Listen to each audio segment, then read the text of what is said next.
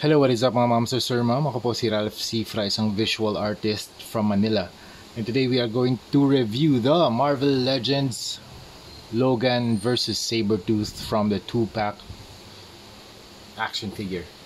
Yan. Shout out to Secret Vault TV para dito sa action figure na to. Super nice, grabe. Thank you very much, Sir Secret Vault TV. Shout out to you. Alright, measure muna natin height ni Sabretooth. He's around 7.25 inches tall. Super nice. Ang laki niya. Tsaka medyo mabigat. Yan. Si Sabretooth lang muna yung kinuha ko. Medyo nagpass muna ako dun sa Logan.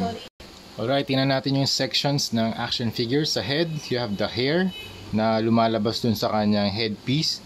Ang ganda ng pagka-sculpt ng buhok. Grabe. Merong mga nakatikwas papunta dito sa left side and dito naka-curl sa right side. And also look at the eyebrows, very cool.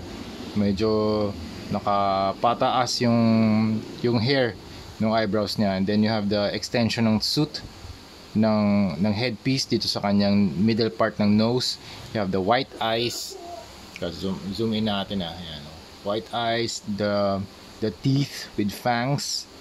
Super nice. The cheeks, okay din yung flesh tone.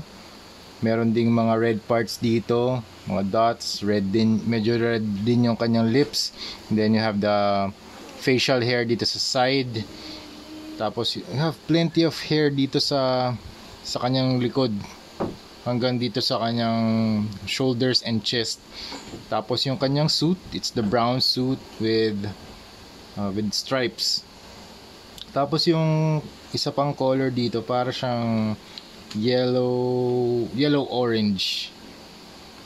So mas mas dominant lang yung yellow pero may hint din ng orange. Hindi siya yung super lemon yellow. And kaya medyo siya mas nasa warmer tone.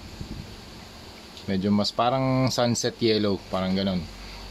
And then you have the brown tone dito sa kanyang middle of the chest, sa stomach hanggang dito sa inner side ng kanyang legs. And then you have the tiger stripes here, 1, 2, 3 dito rin, may stripes din dito, may slash or pointed area. Tapos itong kanyang gauntlet, meron ding pointed section. And then sa likod naman you have brown in the middle, yellow sa sides. Look at the muscle definition, super cool. Ang ganda ng sculpt ng Marvel Legends dito sa Sabretooth na to. Zoom out natin You have the rib muscles dito sa rib area.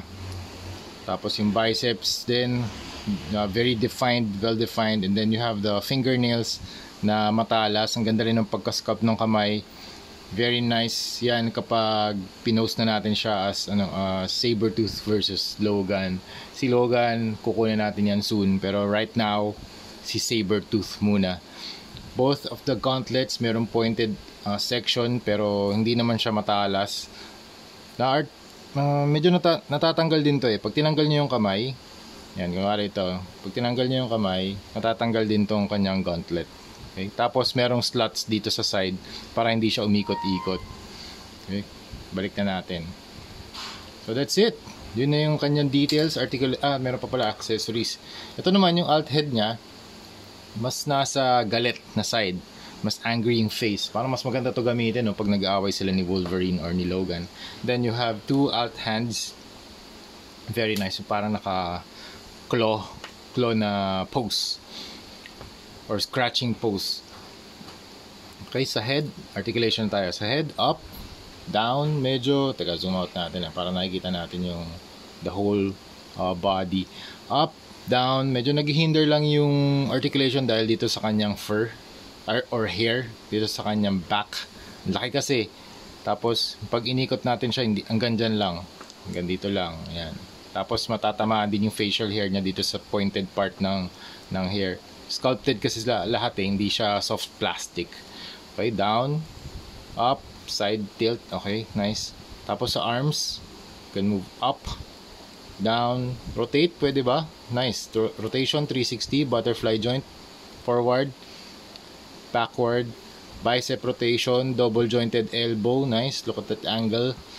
Tapos ball joint yung kamay, can move inner and outer. Tapos ab crunch, very nice, that far. Stretch, that far. Waist cut, nice, 360 pwede, paa. Can kick that far. Tapos thigh cut for thigh articulation, nice. Tapos double jointed knee, ganda ng angulo. Ball joint yung paa, and walang toe articulation. Meron pa pala siyang detail dito sa toes niya na parang triangular na color brown. Yan, tinry ko palitan yung head sculpt niya na mas galit siya, yung sumisigaw. Super cool din, grabe. Angas itong saber tooth na to. So, ang gagawin natin dito, i-customize na natin siya para matry natin yung mga paint na execution natin dito. Yung comic book style yung gagawin natin, okay? So yun, thank you very much for watching and see you sa next video. Bye!